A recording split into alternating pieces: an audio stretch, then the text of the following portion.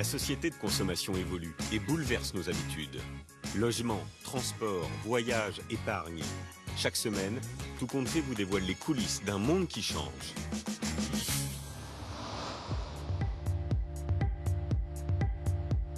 Les panneaux solaires aujourd'hui, c'est 0 facture, 0 € à dépenser par an. Bienvenue à tous, ravi de vous retrouver pour ce nouveau numéro de Tout compte fait, consacré cette semaine au nouveau filon des panneaux solaires. Comment gagner de l'argent tout en étant respectueux de l'environnement? Vous allez voir que de nouvelles techniques sont apparues récemment, elles sont révolutionnaires. Quand l'énergie solaire peut rapporter gros, voici le sommaire. Vers la fin des factures d'électricité, enquête sur la filière des nouveaux panneaux solaires. Ils permettent, vous le verrez, de devenir autonomes. Même le géant américain de la voiture Tesla se lance sur le secteur avec des tuiles solaires révolutionnaires. Ils transforment votre maison en centrale électrique. Ça manque un peu de soleil là en revanche pour les panneaux solaires.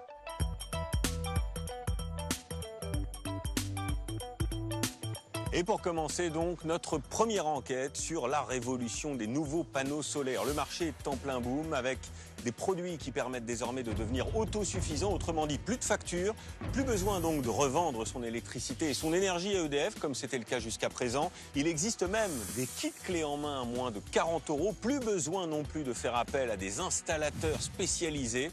Alors faut-il passer à l'énergie solaire autosuffisante? Comment choisir? Comment éviter les pièges aussi, puisque ça existe? C'est une enquête signée Émilie Lambin. À Landa, comme dans toute la France, ils sont de plus en plus nombreux à tenter l'aventure.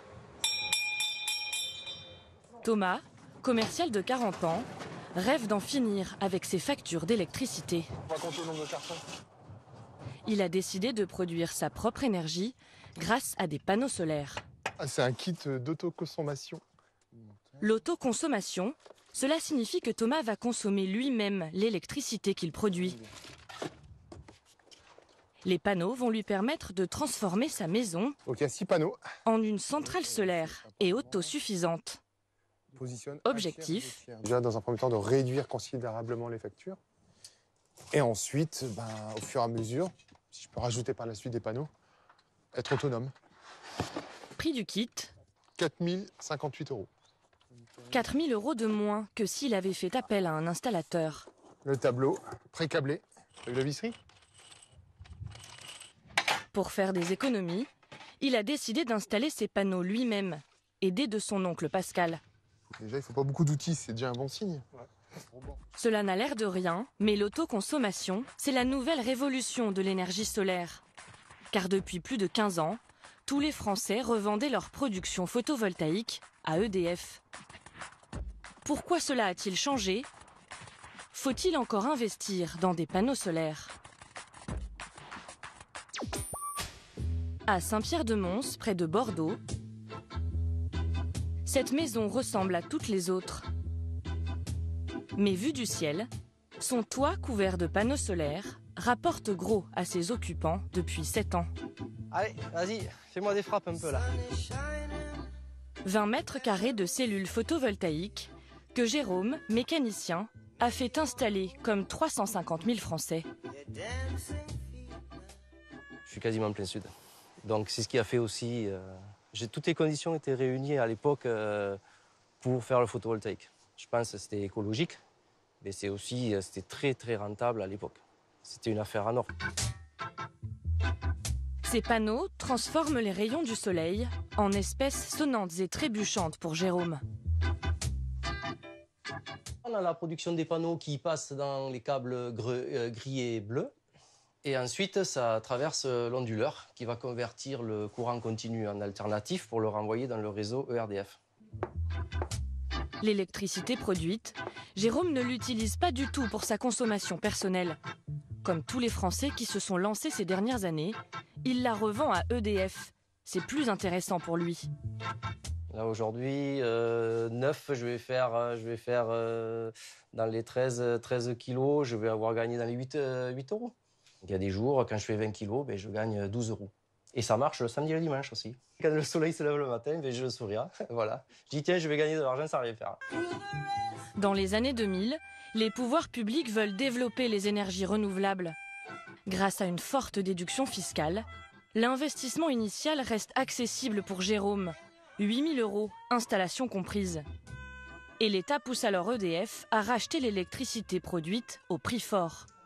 Vous recevez ça la première année. Vous voyez, là j'avais gagné 2046 € sous forme de chèque à détacher. Donc celui-là, il est collector. À 60 centimes le kilowattheure, le contrat signé avec EDF est alors très avantageux et valable pendant 20 ans. Pour lui, jusqu'en 2031. En gagnant un peu plus de 2000 € par an, à partir du début de la 5e année, j'étais dans le positif. Voilà. Donc on peut dire qu'il me reste 15 années à gagner 2000 €, soit un peu plus de 30 000 € net. 30 000 € de revenus nets d'impôts.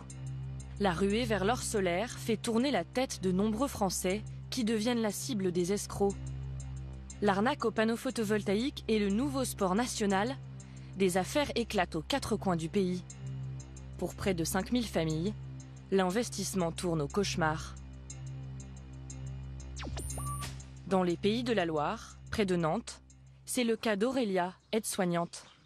Sur son toit, 24 panneaux solaires qui sont en train de la ruiner. J'ai qu'une envie, c'est de ne plus les voir en fait. Je veux retrouver ma toiture normale. Et voilà. Je ne veux plus en entendre parler. Tout commence il y a 5 ans, lorsqu'un commercial s'invite chez elle et son mari. Selon ces simulations, l'investissement initial sera amorti au bout de 9 ans grâce à la revente d'électricité à EDF. Et ensuite, le couple gagnera 1 600 € par an, un peu comme Jérôme. La promesse est alléchante et le vendeur très insistant. J'avais mes 2 enfants, dont ma fille qui était en bas âge. On n'en pouvait plus, il est venu, il devait être 20h. Donc voilà, donc c'était honnêtement... voilà. Donc vous signez? On signe. Problème, les panneaux sont chers. 22 000 € pour 20 mètres carrés, payés entièrement à crédit. Lorsque le couple reçoit son premier chèque d'EDF, c'est la douche froide. Seulement 718 € au lieu des 1 600 € promis par le commercial. Chaque mois, ils doivent verser bien plus que prévu pour rembourser l'emprunt. On comprend sérieusement que là, on s'est fait escroquer et que maintenant c'est trop tard. Là, on tombe de très très haut. Mais l'histoire ne s'arrête pas là.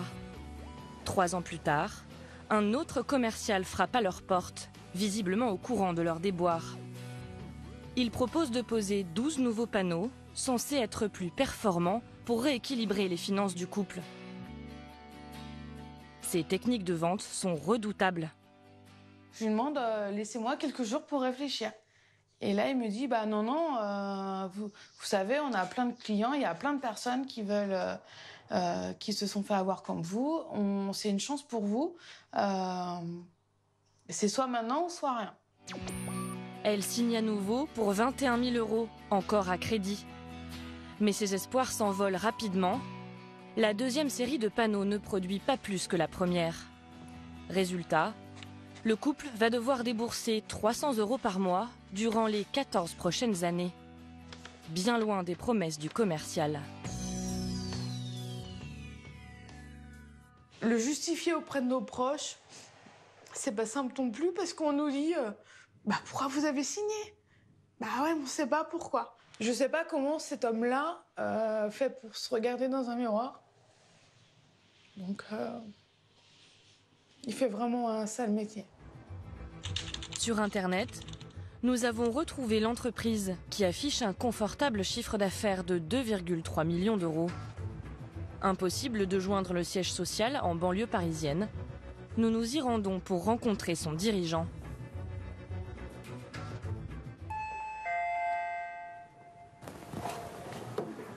Bonjour. Vous savez où est la société? Non, je sais pas. On cherche la société. C'est un bureau, ils sont jamais là. Ils sont jamais là? Ouais, il y a des gens qui prennent prendre leur courrier, qui est là d'ailleurs. Ouais, c'est ici. Ok. Depuis quelques mois, les bureaux sont fermés, mais sur la porte, un autre numéro, le portable du gérant. Il y a plusieurs personnes qui se plaignent de vos techniques, des techniques de vos commerciaux. Moi, j'en ai rencontré quelques-uns que vos commerciaux ont mis dans une situation financière très compliquée. La société, comme vous le voyez, il n'y a personne qui est dedans. Vous avez bien vu que la porte a été fermée. Oui. D'accord. Je suis aujourd'hui dans une situation financière dramatique. D'accord. Notre société a un vrai problème d'ordre financier parce qu'on est dans une situation qui est vraiment catastrophique. À l'entendre, sa société serait au bord du dépôt de bilan. Mais cela pourrait bien être un stratagème. À Paris, ce cabinet d'avocats est spécialiste des arnaques au photovoltaïque. La salle d'attente déborde de clients qui souhaitent aller en justice. 800 dossiers en cours. Voilà. On y va, allez-y. Comme ce couple de Strasbourg. Mais à chaque fois, Maître Habib fait face à la même difficulté avec les escrocs présumés. Comme il commence à voir qu'il y a beaucoup de contentieux, il dépose le bilan pour qu'on n'ait personne à venir chercher en justice. Vous voulez dire que c'est fait exprès ? Absolument. Des vendeurs intouchables. Alors l'avocat a imaginé un plan B. Attaquer les banques qui ont accordé les crédits en fermant les yeux. La banque a commis des fautes qui lui sont personnellement imputables, qui, compte tenu de ces fautes, vont lui interdire à la banque, à elle, de récupérer ses sous. D'abord, elle va être interdite de récupérer ses sous, mais en plus, elle devra en rembourser. La faute de la banque, c'est selon lui d'accepter de financer des contrats de vente truffés d'erreurs. Le coût total du crédit, il n'apparaît pas. Ça veut dire que la banque a accepté de financer un contrat de crédit alors que le montant total du crédit n'est pas rempli. C'est dingue. Bah oui, c'est dingue. Vous voulez que je vous en sorte? J'en ai pléthore. Il n'y a rien écrit. Ni même pas zéro, il n'y a pas écrit. Il y a juste les premiers éléments dessus.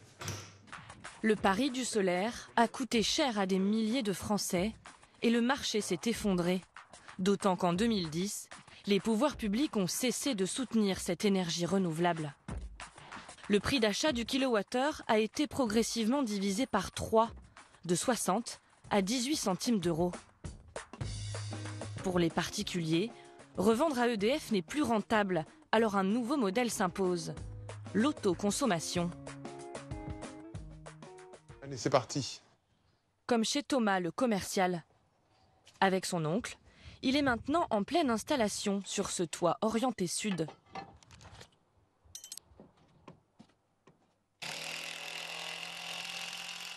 Accident de parcours, une tuile qui n'a pas résisté à la marche de Pascal, mais tout va bien.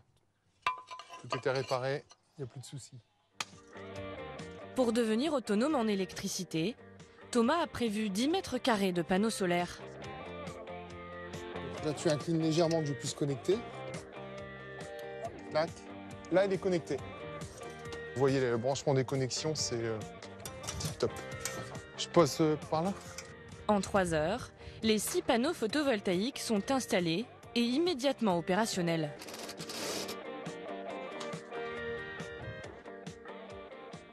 Ça clignote vert. C'est fait. Une petite centrale électrique sur laquelle il ne reste plus qu'à brancher sa maison. On va positionner le coffret. C'est le grand moment. Avec la prise, je vais injecter le courant sur le réseau. Donc là, ça y est, ouais, on va, c'est parti. Là, on a 300 watts, donc il y a un panneau qui donne à fond. Ouais, je suis content. Hein. Ouais. À partir de maintenant, Thomas va consommer directement l'électricité qu'il produit. Il espère faire plus de 1 000 € d'économie chaque année. Je vais pouvoir alimenter la piscine, tout. Tout va être alimenté en fait en temps réel et ça va être produit par l'énergie solaire. Donc aussi, c'est la petite fibre écolo. Mais pour Thomas, il y a quand même un problème. La nuit, un panneau solaire ne produit rien. Impossible donc de se passer totalement d'EDF. Pour devenir autonome, il faut stocker son électricité. Un rêve désormais à portée de main.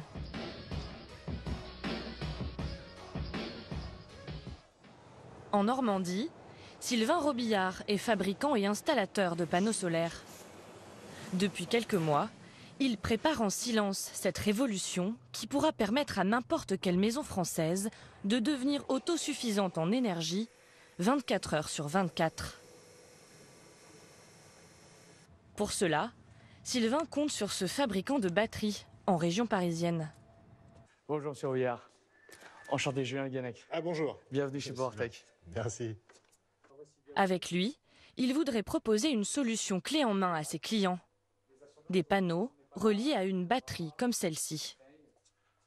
Ça, c'est une chimie lithium qui admet un très grand nombre de cycles, supérieur à 2000 cycles, ce qui nous amène à des performances pour à peu près une bonne dizaine d'années. Aujourd'hui, tout le monde autoconsomme. C'est beaucoup plus cohérent d'autoconsommer de toute façon. Et en plus, de stocker, parce que ce que les gens veulent, c'est être autonome.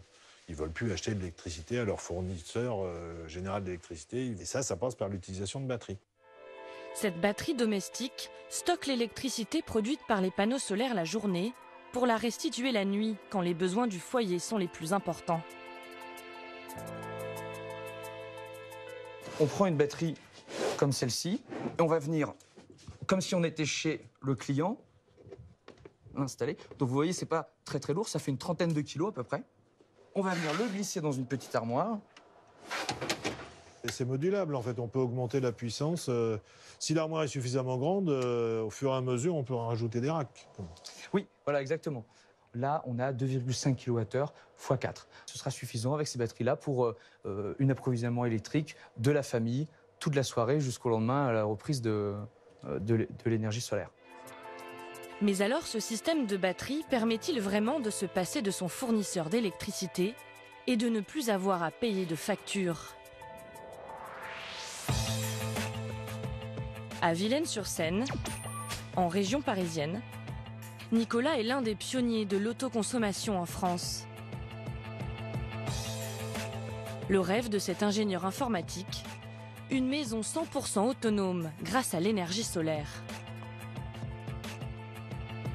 Il y a une chaîne de 5 panneaux ici et une deuxième chaîne un petit peu plus au sud, un petit peu plus à l'ombre, de 7 panneaux. 12 panneaux solaires sur son toit. Et dans sa maison, il s'est aménagé un local technique bourré d'électronique, dont voici la pièce maîtresse qui lui permet de stocker l'électricité produite.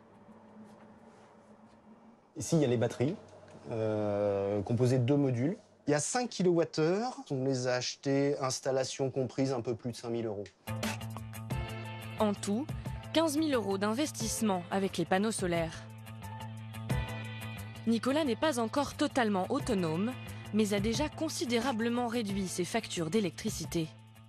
Maintenant, comme le soleil est fantastique, on est en plein été, les journées durent très longtemps, les capteurs photovoltaïques produisent énormément. Notre consommation quotidienne est aux alentours de moins d'1 € par jour. Soit une facture de seulement 30 € par mois. Pour devenir totalement autonome, il lui faudra plus de batteries et surtout une surface plus importante de panneaux solaires. Ce rêve, un Américain compte le vendre bientôt à la terre entière. Après les voitures électriques, Elon Musk, patron de Tesla, a révélé il y a moins d'1 an son nouveau projet révolutionnaire. 4 à 5 millions de toits sont construits chaque année aux États-Unis. Et à chaque fois que quelqu'un change son toit ou en construit un, il serait possible de transformer sa maison en une maison solaire. Son idée, cette batterie domestique puissante, alimentée par un toit entièrement solaire, intégré à la maison dès sa construction. Fini les panneaux inesthétiques, ce sont désormais les tuiles qui produisent suffisamment d'énergie pour les besoins d'une famille de 4 personnes toute l'année. Chaque maison devient sa propre centrale électrique. Adieu les factures. C'est là que nous allons, et j'espère que vous êtes d'accord, c'est le futur que nous voulons. L'autonomie totale, c'est le nouveau champ de bataille de l'industrie photovoltaïque. Chaque printemps, tous les géants du secteur se retrouvent au salon Intersolar, à Munich, en Allemagne.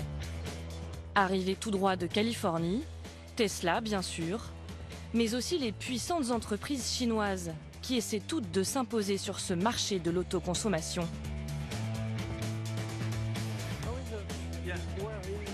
Face à elle, une PME française espère se faire une place au soleil grâce aux tuiles qu'elle commercialisera dans quelques semaines dans toute l'Europe. Est-ce que ça résiste à la grêle? Avec le double vitrage, pas de problème. Alain Straboni espère damer le pion à ses prestigieux concurrents. Tesla est présente sur ce salon, mais il ne présente pas la tuile solaire.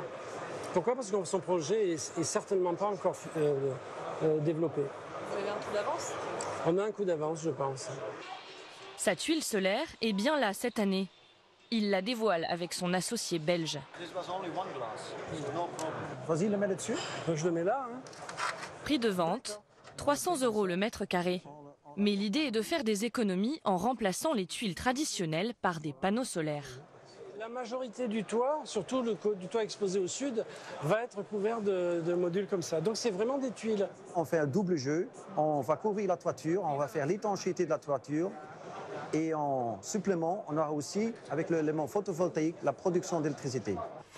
Intégrée, invisible, la tuile solaire a un autre avantage. Elle peut couvrir beaucoup plus de surface que des panneaux ordinaires. Par exemple, ici, c'est pas facile de poser des panneaux standards. Ici dessus, c'est pas possible non plus de le faire. Nous autres, avec les tuiles solaires, on arrive quand même. Le français est aujourd'hui à la pointe de l'innovation mondiale. Il faut couvrir les toits du Portugal avec ça, c'est beau. Pas sûr pourtant qu'ils résistent à la puissance de feu des géants américains et chinois quand leurs tuiles solaires sortiront sur le marché. Selon plusieurs études, le photovoltaïque pourrait couvrir un tiers des besoins en énergie de la planète d'ici 2050. À droite, à gauche. Pas mal cette vue.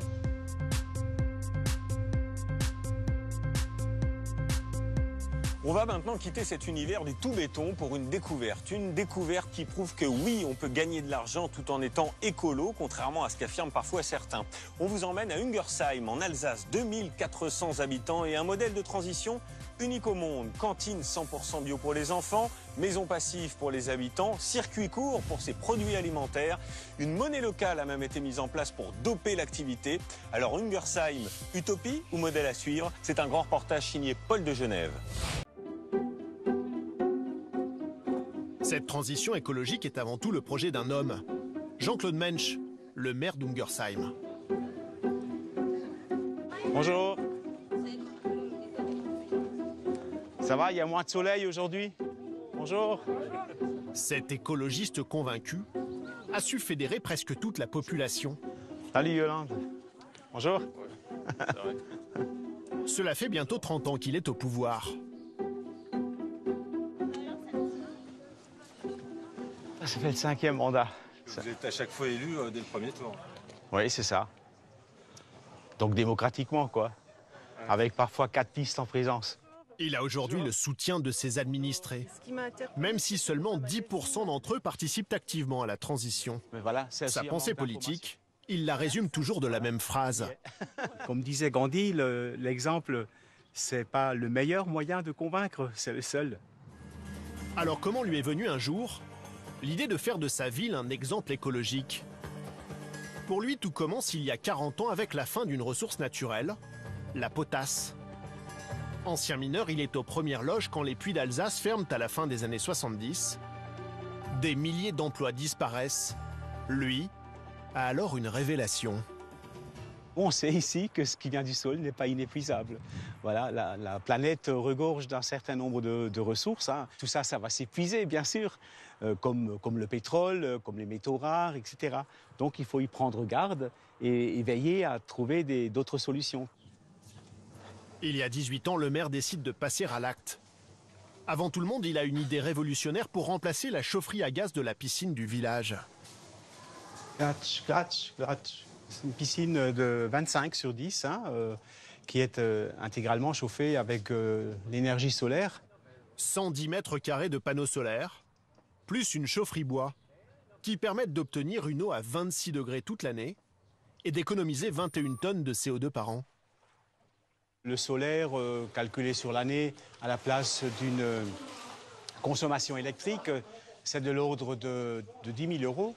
Et puis la chaufferie bois, globalement, qui alimente 7 bâtiments communaux, c'est de l'ordre de 30 000 euros d'économie par rapport à une chaufferie gaz.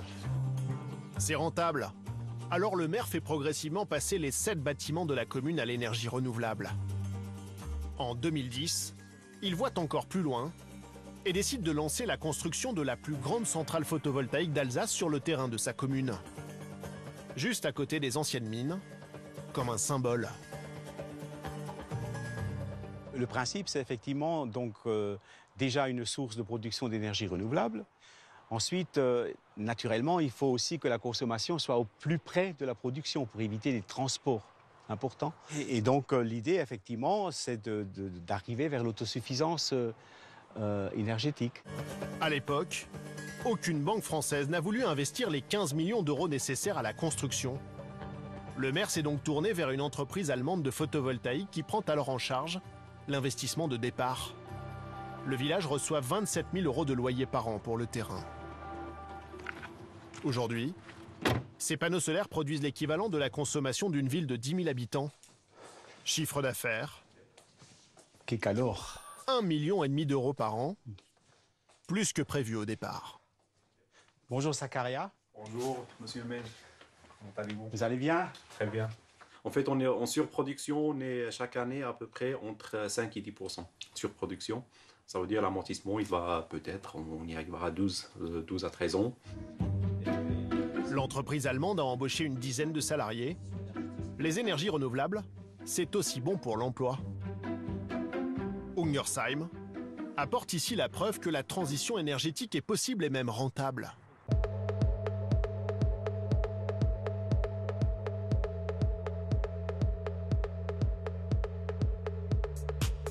Voilà, si vous en avez assez du tout béton et que vous passez bientôt par l'Alsace, n'hésitez pas à aller voir cette commune, ça vaut le détour.